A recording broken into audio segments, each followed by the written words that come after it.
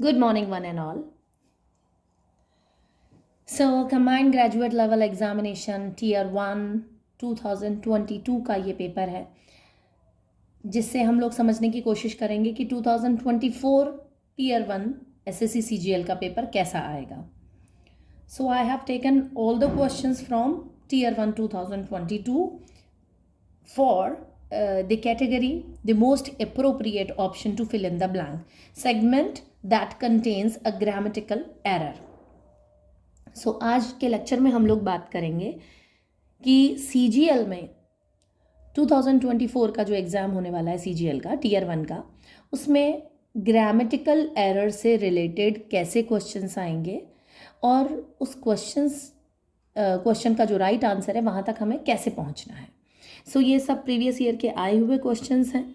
इसी पैटर्न पर क्वेश्चंस बनते हैं. CGL वाला जो पेपर बनाया जाता है, जो इंस्ट्रक्शंस मिलते हैं पेपर बनाने के, वो इसी तरह से मिलते हैं. उनको एक पैटर्न दिया जाता है, उस पैटर्न पर ही क्वेश्चंस बनते हैं. And I am talking about only for this English, for 25 questions of English, right. तो किस पैटर्न पर क्वेश्चंस बनेंगे, किस तरह के क्वेश्चंस आ सकते हैं आपके CGL 24 में, हम लोग बात करेंगे इस पर, right. So let's get started with these questions. Question number 1 says, the following sentence has been split into 4 segments. Identify the segment that contains a grammatical error. The following sentence, देखिए एक question इस pattern पे आएगा. The following sentence has been split. जो आने वाला जो question है वो स्प्लिट कर दिया है 4 सेगमेंट्स में. स्प्लिट मतलब उसके 4 टुकड़े कर दिए हैं 4 सेगमेंट में. और identify the segment that contains a grammatical error. आपको वो सेगमेंट आइडेंटिफाई करना है जिसमें कि कोई ग्रामेटिकल एरर है. सो वन बाय वन हम लोग देखेंगे. The manager told her that. The manager told her that, बिल्कुल ठीक है. द मैनेजर सिंगुलर प्लूरल जो भी हो, टोल्ड अगर V2 लगा है, वर्ब का सेकेंड फॉर्म लगा है, मतलब कि ये पास्ट इंडेफिनिट का सेंटेंस है, वहाँ पर टोल्ड सिंगुलर और प्लूरल दोनों के साथ आता है. इसलिए the manager told her that. Told के बाद में टोल्ड टू हर नहीं आता. The told manager told her. Said to आता है, टोल्ड के बाद में टू नहीं लगता. तो ये बिल्कुल करेक्ट सेगमेंट है, कहीं कोई दिक्कत नहीं है. The manager told her that, ठीक है. She should be a bit more. She should be, बिल्कुल शुड बी आ जाएगा.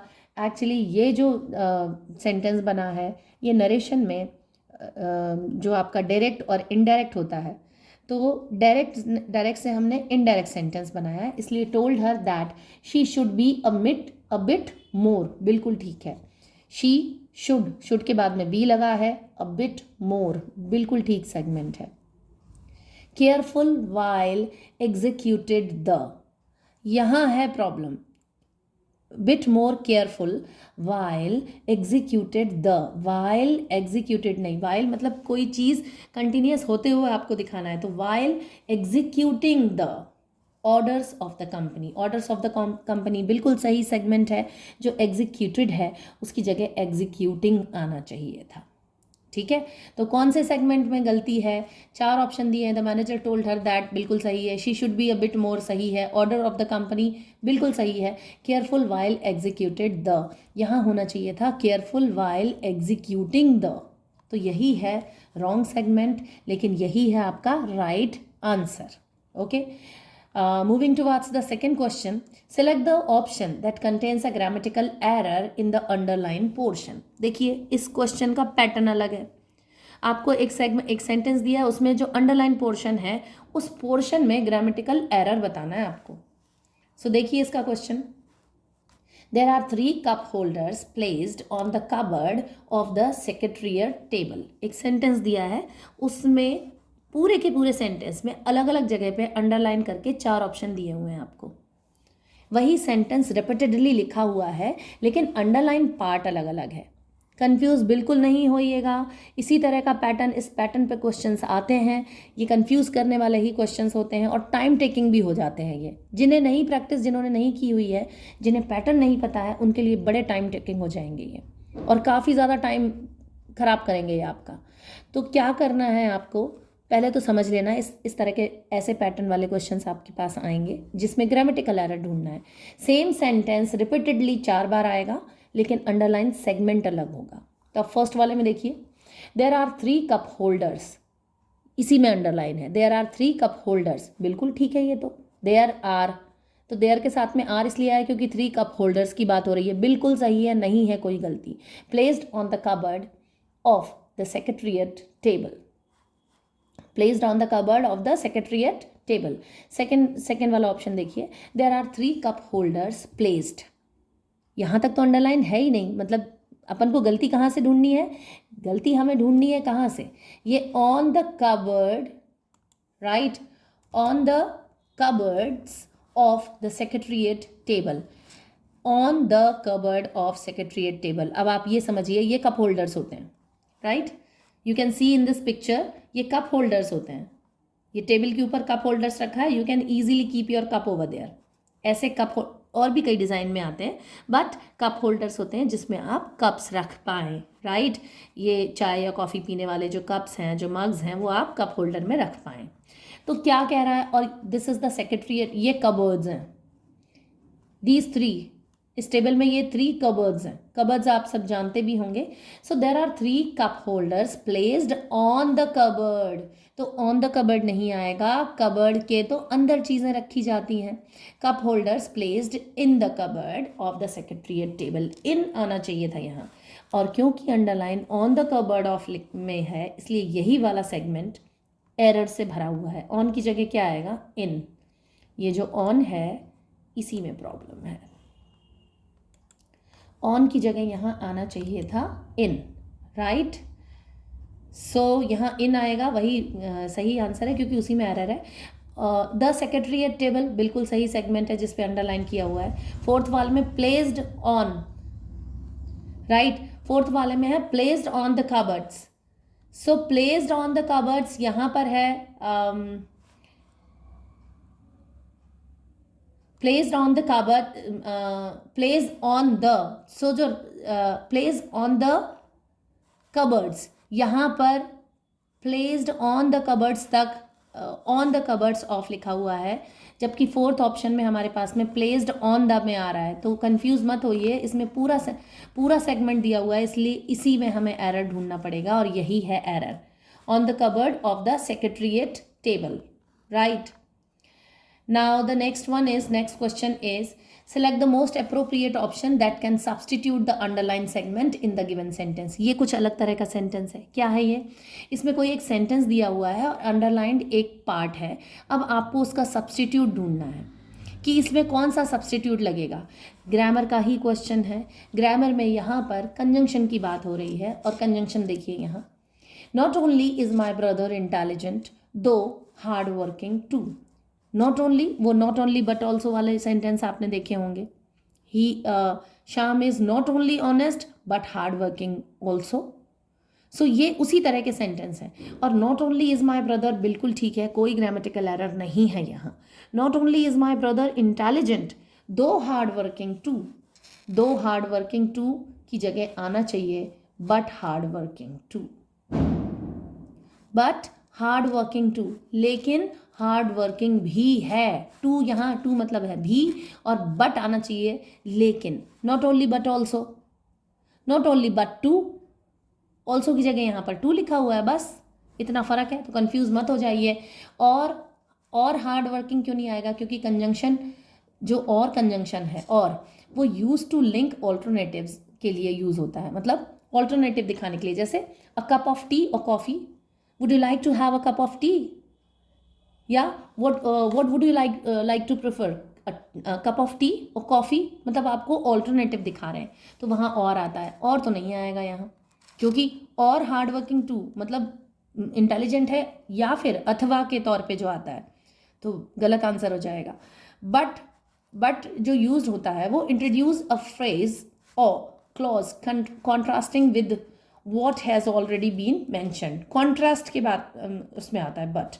He stumbled but didn't fall, stumble मतलब लड़खड़ाया, वो थोड़ा सा लड़खड़ाया लेकिन गिरा नहीं, लेकिन कॉन्ट्रास्ट दिखा रहा है ना वो, हालांकि जो लड़खड़ाने के ऊपर स्टैम्बल करने के बाद में उसे गिर जाना चाहिए था, but he did not fall, he didn't fall, ठीक है। तो बट जो आता है वो कॉन्ट्रास्ट दिखाने के लिए आता है। वो न केवल इंटेलिजेंट है बल्कि हार्ड वर्किंग भी है, राइट। तो नॉट ओनली बट ऑल्सो, ये एक सेंटेंस बनाने का एक तरीका होता है, not only but also say, उसी वे में यहाँ पर बट आएगा। सो मतलब क्या होता है, सो एक कंजंक्शन है, conjunction, and for this reason, so मतलब होता है किसी रीज़न के लिए बताते हैं हम, या देयर फॉर इसलिए, सो मतलब इसलिए। It was still painful so I went to see a specialist, कोई पेन हो रहा था पैर में या कहीं पर भी, तो वो पैर का जो दर्द था वो अभी भी पेनफुल है, that's why I went to see a specialist, इसीलिए मैं एक स्पेशलिस्ट को दिखाने के लिए, इस जो पेन है वो एक स्पेशलिस्ट डॉक्टर को दिखाने के लिए गया, राइट। येट मतलब होता है, येट हार्ड वर्किंग नहीं आएगा या यहाँ पर, येट मतलब but at the same time, yet मतलब कई बारी हम बट के उस तरह से भी यूज़ करते हैं, बट नेवरदलेस, लेकिन येट जो है वो अभी तक, अब तक के सेंस में, इस सेंस में भी आता है, like I haven't planted any plant, any plant as yet, मैंने अभी तक कोई पौधा नहीं उगाया, वो अब तक या अभी तक के में भी सेंस में आता है ये। The path was dark yet I slowly found my way, जो रास्ता था वो बहुत डार्क था, yet I slowly found my way, तब भी, है ना। यहाँ लेकिन के फॉर्म में नहीं आएगा, वो कॉन्ट्रास्ट के फॉर्म में नहीं आता yet I found my way, yet I slowly found my way, तब भी मैंने अपना रास्ता ढूंढ लिया, ठीक है। तो इस सेंस में आता है येट। यहाँ पर राइट ऑप्शन होगा but hard working too. Next question देखिए, select the most appropriate option that can substitute the underline segment in the given sentence. Again वैसा ही क्वेश्चन पूछा है कि अंडरलाइन सेगमेंट में, यहाँ पर भी अंडरलाइन सेगमेंट का सब्सटीट्यूट मतलब उसकी जगह क्या आना चाहिए, वहाँ पर ऐसे पूछा था ग्रामर से डायरेक्ट, यहाँ भी आपको ग्रामर से ही रिलेटेड लेकिन थोड़ा सा वोकेबुलरी भी आ रही है यहाँ पर, ऐसा एक अंडरलाइन सेगमेंट है, उसका सब्सटीट्यूट क्या होगा, मतलब उसकी जगह हम कौन सा सेंटेंस रख सकते हैं। देखिए sentence, Oscar is most prestigious award, जो ऑस्कर अवार्ड होता है मोस्ट प्रेस्टिजियस, बहुत ही सम्मानजनक अवार्ड है, which is introduce to good actors in that year, which is introduce to good, ये इंट्रोड्यूस टू गुड है, ये अंडरलाइन सेगमेंट है और इसे हमें रिप्लेस करना है कोई दूसरे सेगमेंट से, तो which is introduce to good actors in that year, उस साल के जो गुड एक्टर्स होते हैं उन्हें इंट्रोड्यूस करता है ये अवार्ड, ठीक है। Which is rewarded to good, which is rewarded नहीं आएगा यहाँ पर, rewarded to good actors in that year, rewarded word नहीं आएगा यहाँ। Which is nominated to fine actors in that year, नहीं, नॉमिनेटेड भी नहीं आएगा, राइट, नॉमिनेटेड भी नहीं आएगा यहाँ पर, नॉमिनेशन एक अलग चीज़ है और अवार्ड देना एक अलग चीज़ है।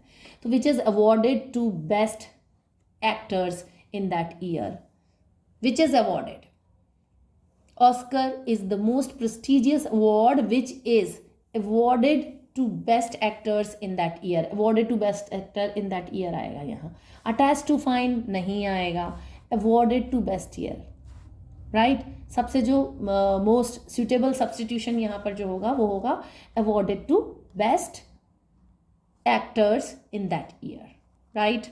Next question, select the most appropriate option that can substitute the underlined segment in the given sentence। Again हमें underlined sentence को substitute करना है, उसकी जगह दूसरा सेगमेंट ढूंढना है।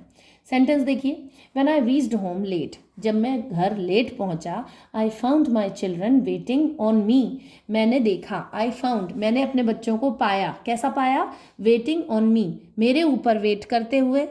ऑन कैसे आएगा यहाँ, ऑन मतलब होता है किसी चीज़ के ऊपर कुछ रखना, जैसे I am placing my pen on my table, ठीक है, cat is sitting on the table, ऐसे आता है ऑन, राइट। तो ऑन मी नहीं आएगा, ऑन एक प्रपोजिशन है जो कि ऑन मतलब होता है किसी चीज़ के ऊपर, तो वेटिंग ऑन मी गलत सेंटेंस है, तो हमें क्या सब्सटीट्यूट करना है, वेटिंग विद मी, मेरे साथ, वेटिंग विद मी, विद मतलब होता है साथ वाले सेंस में आता है, राइट। जैसे I always take biscuits with tea, मैं चाय के साथ में हमेशा बिस्किट्स लेता हूँ, राइट। तो वेटिंग विद मी, मेरे साथ वेट कर रहे थे, नहीं वो तो लेट पहुंचा था। वेटिंग बाय मी, वेटिंग बाय मी मतलब बाय जो होता है मेरे द्वारा के सेंस में भी आता है, साइड बाय साइड में भी बाय आता है, तो बाय और भी कई सेंस में आता है, लेकिन वेटिंग बाय मी ये नहीं बनेगा। वेटिंग अबाउट मी, अबाउट मतलब किसी चीज़ के अबाउट जो जो प्रपोजिशन है वो अबाउट, वेटिंग मेरे लिए वेट कर रहे थे उस सेंस में नहीं आएगा about. Waiting for me, they are waiting for me, वो मेरे लिए वेट कर रहे थे, राइट। सो यहाँ पर फॉर आएगा, यहाँ विद मी नहीं आएगा, बाय मी नहीं आएगा, अबाउट मी नहीं आएगा, ऑन मी नहीं आएगा, यहाँ पर आएगा वेटिंग फॉर मी, मेरे लिए वेट कर रहे थे। मैंने अपने बच्चों को मेरे लिए इंतज़ार करते हुए पाया, ठीक है। Next, select the most appropriate option to fill in the blank. अब एक ब्लैंक दिया हुआ है और उसको आपको अप्रोप्रिएट ऑप्शन से भरना है। Our school had decided to take us to the Himalayas. हमारा जो स्कूल है उसने डिसाइड किया, had decided, past perfect tense है ये, और school had decided to take us to the Himalayas. The Himalayas क्यों लगा हुआ है? हिमालयाज जो है वो यूनिक चीज़ है, दैट्स वाई, यूनिक माउंटेन है, दैट्स वाई वहाँ पर द लगाया हुआ है, और हिमालयाज आएगा, हिमालयाज, क्योंकि 3 रेंजेस है ना हिमालयाज की। सबसे ऊंची वाली जो रेंज होती है उसे हम हिमाद्री बोलते हैं, फिर जो मिडिल वाली जो रेंज होती है उसे हम हिमाचल बोलते हैं, और जो सबसे लोअर जो रेंज होती है उसे हम शिवालिक बोलते हैं, राइट। तो इसलिए वो हिमालयाज एक वर्ड आता है उसके लिए। So our school had decided to take us to the Himalayas for excursion. Excursion मतलब होता है पिकनिक, है ना, फॉर एक्सकर्शन। एक्सकर्शन मतलब जिसको आप पिकनिक कहते हो ना, मनोरंजन के लिए जो यात्राएं ऐसा जगह कहीं ले जाते हैं, तो excursion. Our school had decided to take us to the Himalayas for excursion, I dash, blank है यहाँ पर, to convince my mother to give consent. मतलब कन्विंस मतलब मैंने अपनी माँ को मनाया, टू गिव कंसेंट। कंसेंट क्या होता है? टू गिव कंसेंट अपनी मर्जी, अपनी अपना ये कंसेंट मतलब आप भी राज़ी हो, अपनी रजामंदी देने के लिए मैंने अपनी मम्मा को मनाया। तो क्या किया उस बच्चे ने? Fought fire with fire, fought fire with fire, ये सब ईडियम्स हैं। Brought home the bacon, made waves और लेफ्ट नो स्टोन अनटर्न, इन सब के मीनिंग्स देखेंगे पहले हम लोग, ठीक है। देन आपको खुद ही समझ आ जाएगा कि उसने अपनी माँ को कन्विंस करने के लिए क्या किया होगा। Look, fire with fire, this expression means to combat a problem or situation using the same method or tactics that the opposition is using. It often implies responding to aggression with similar aggression. Usually हम लोग बोलते हैं कि जान के बदले जान और आँख के बदले आँख, लाइक दिस। तो झगड़े के बदले झगड़ा, और उसने मेरे को अगर कुछ बुरा बुलाए तो मैं भी बुरा बोलूँगा। So fought fire with fire, the same reply which you have taken from your opponent, or the same, I mean, you are dealing your situation using the same methods or the same modus operandi or the same tactics or the same ploy that the opposition is using. आप भी वैसा ही कुछ use कर रहे हो, तो उसके लिए एक्सप्रेशन आता है फॉट फायर विद फायर, ठीक है। आग की आग से ही लड़ाई करना, एक्सप्रेशन भी देख सकते हो आप इसे, ठीक है। तो क्या उसने ऐसा किया, उसकी मम्मा ने बोला नहीं जाना तो मम्मा से झगड़ा कर रहा है? नॉट लाइक दैट, ऐसे थोड़ी ना मम्मा को राजी करेगा कि नहीं मेरे को जाने दो आप, no. Brought home the bacon, bacon मतलब क्या होता है? बेकन एक लाइट होती है जो रोशनी देती है, राइट, उसके लिए बेकन वर्ड आता है। So, brought home the bacon. This idiom means to earn a living or provide a financial support for a household. मतलब ये idiom है, इसका मतलब होता है कि आप एक लिविंग, एक आय ले रहे हो, फाइनेंशियल सपोर्ट दे रहे हो हाउस होल्ड के लिए, घर चलाने के लिए।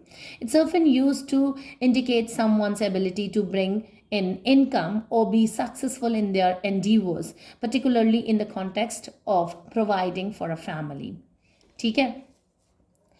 मतलब आप अगर अपनी जो आपकी जो आप घर पे इनकम लेके आ रहे हो, सैलरी लेकर आ रहे हो, और आपकी जो आप सक्सेसफुल हो अपने एंडीवर्स में, आप जो आप भी काम कर रहे हो, जो आपके प्लानिंग्स हैं उनमें आप सक्सेसफुल हो, लाइक अपने परिवार को का भरण पोषण कर पा रहे हो, इसका मतलब होता है ब्रॉट होम द बेकन.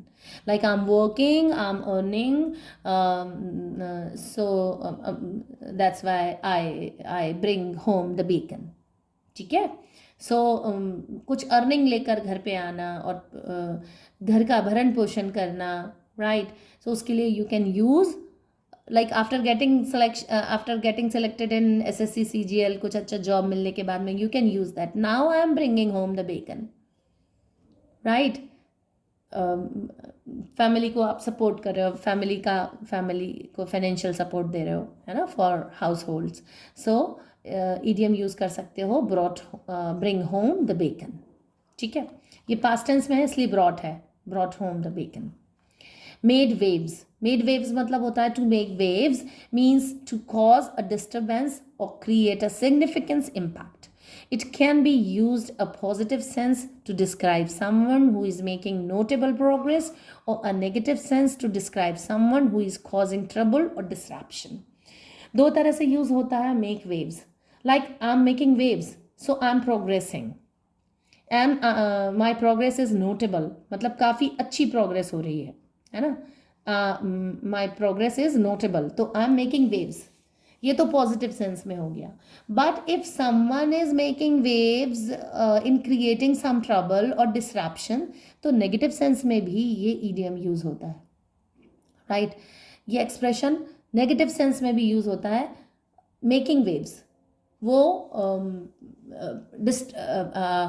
डिस्ट्रैप्शन पैदा कर रहा है, ट्रबल पैदा कर रहा है, परेशानियां पैदा कर रहा है. So negative sense positive sense दोनों में यूज होता है मेक वेव्स. नेक्स्ट है लेफ्ट नो स्टोन अनटर्न. मतलब मैंने कोई कोर कसर बाकी नहीं रखी.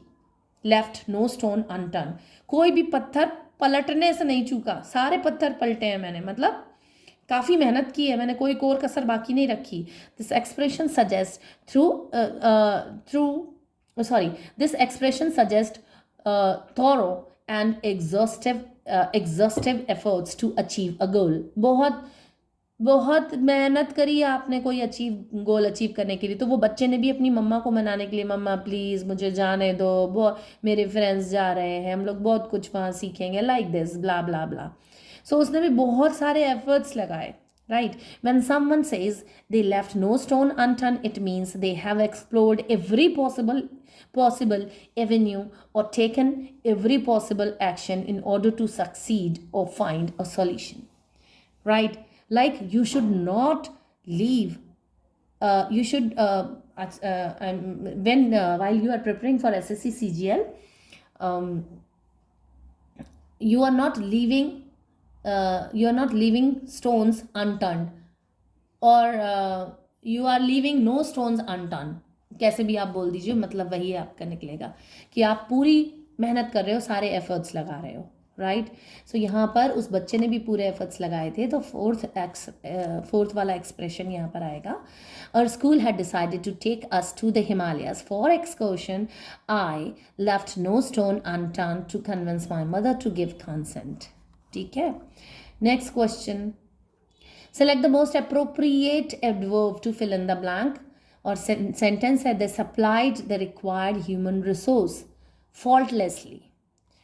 They supplied required human resource, उन्होंने required human resource की सप्लाई कैसे की, faultlessly, बिना किसी फॉल्ट के. हैवी, क्लियर, एबल तीनों नहीं आएंगे यहाँ पर, ठीक है. faultlessly adverb क्वेश्चन पूछा है उसने, right. Next is select the most appropriate option to fill in the blank. अब वापस एक सेंटेंस है उसमें ब्लैंक है, right. They hired her to increase sales, but her strategies failed too. उन्होंने उसे सेल्स इंक्रीज करने के लिए हायर किया किसी कंपनी में, बट हर स्ट्रैटेजीज, लेकिन उसके जो मॉड्यूस ऑपरेंडी थे, उसके जो प्लाई थे, उसके जो टेक्टिक थी, है ना, उसका जो प्रोग्राम जो उसने बनाया था, फेल्ड टू, वो फेल हो गया, असफल हो गया. किस लिए? Move the needle, burn bridges, spill the beans, get the second win, इन सब के मीनिंग देखने पड़ेंगे. Move the needle. Move the needle means to make a significant impact or effect, right? Or effect, sorry. To make a significant impact or effect. To produce a noticeable or important change in a situation. This phrase is often used in a business or performance context to describe achieving measurable progress, right? So move the needle means like make a significant impact. Okay. सो यहाँ तो fail हो गई है, तो यहाँ पर move the needle नहीं आने वाला है, right. Wait fail to, they hired her to increase sales but her strategies failed to move the needle. Move the needle means to make a significant impact और इफेक्ट. बिल्कुल यही आएगा इसका option, क्योंकि वो फेल हो गई to move the needle. Needle को मूव करने में वो फेल हो गई, मतलब कोई सिग्निफिकेंट इम्पैक्ट नहीं डाल पाई. But we need to understand the other idioms meaning as well. Burn bridges, meaning to damage or destroy relationship, especially professional or personal ones, by taking actions that are likely to be irreparable. And burning bridges suggest closing off opportunity or making it difficult to go back to the previous state. मतलब सब कुछ बर्बाद कर देना, तबाह कर देना, right? Spill the beans means to disclose a secret or reveal confidential information, often unintentionally. And if someone spills the beans, they reveal something that was supposed to be kept secret. कोई भी secret को उजागर कर देना, that is to spill the beans, right? Get a second win means to experience a renewed burst of energy, enthusiasm or strength after feeling tired or fatigued. This expression is often used to describe a person's ability to recover and continue with vigor. Get a second win मतलब पूरी दोबारा से कोई energy से भर जाना, right. सो यहाँ पर जो आपका आंसर आएगा वो आएगा move the needle. Move the needle. Okay. Next question says select the sentence with appropriate use of adverb of frequency. Adverb of frequency आपको दिखाना है. एडवर्ब ऑफ टाइम होता है, जैसे टुमारो, यस्टरडे, ये एडवर्ब ऑफ टाइम है. Adverb of place आता है, हेयर, देयर, वेयर, ये सब एडवर्ब ऑफ प्लेस. फ्रीक्वेंसी में क्या आता है? ऑफन, सेल्डम, ऑलवेज, ये ऐसे वर्ड्स आते हैं, ठीक है. सो सेंटेंस देखिए. Radha goes to Nagpur with great affection. कुछ भी नहीं आ रहा है इसमें एडवर्ब ऐसा जो फ्रीक्वेंसी दिखाता हो. Radha goes to Nagpur for her office work. No. Radha often goes to Nagpur. Radha often goes to Nagpur. ये जो ऑफन है यही है फ्रीक्वेंसी दिखाने वाला वर्ड जो कि एडवर्ब है. Radha goes to Nagpur to meet her uncle. नहीं, इसका आंसर आएगा Radha often goes to Nagpur, right. So all the aspirants, इस तरह के क्वेश्चंस आएंगे आपके एसएससी सीजीएल के पेपर में, टियर 1 में. ग्रामर से ग्रामेटिकल एरर ढूंढने वाले क्वेश्चंस. सारे पैटर्न्स हम लोगों ने देखे और वो पैटर्न्स, उन्हीं पैटर्न्स के बेसिस पे दूसरे नए क्वेश्चंस बन के आएंगे 2024 में. पैटर्न लगभग यही रहेगा. So you should just practice for these questions so that you can understand the basic, the weightage of the question or the difficulty level of the question, and what kind of modus operandi you should use, what kind of a strategy you should just take to solve the question and to go to the right option, right? Because आप लोगों को time भी देखना है. Proper given time में आपको complete करने हैं 25 क्वेश्चंस, राइट. सो अच्छे प्रैक्टिस करते रहिए. अच्छा, चैनल को ज़रूर सब्सक्राइब कर लीजिए. बहुत सारा मटेरियल आपको मिल जाने वाला है विद फुल ऑफ एक्सप्लेनेशन. और वीडियो को शेयर कीजिए, लाइक कीजिए. एंड वन थिंग ऑल्सो, आपको लग रहा है कि कोई डिफ़िकल्ट टॉपिक है जो नहीं समझ आ रहा है, you can write down on the comment section so that I can make a video on that particular topic. And कोई अगर सजेशन है आपको लग रहा है कि कुछ और ज़्यादा इम्प्रूव होनी चाहिए कोई चीज़ें, तो you should just write down on the comment section. And Telegram channel से आप जुड़ जाइए. टेलीग्राम चैनल का जो लिंक है वो डिस्क्रिप्शन बॉक्स में आपको मिल जाने वाला है. टेलीग्राम चैनल से ये जितना भी जो एक्सप्लेनेशन है सब पीडीएफ फॉर्म में आपको मिल जाने वाला है। सो टेलीग्राम चैनल से जुड़ जाइए और हार्ड कॉपी और सॉफ्ट कॉपी दोनों प्रैक्टिस के लिए काफ़ी ही यूज़फुल रहेंगी आपके ये एसएससी सीजीएल के एग्ज़ाम में। So that's it for today's lecture. Keep learning. Thank you so much.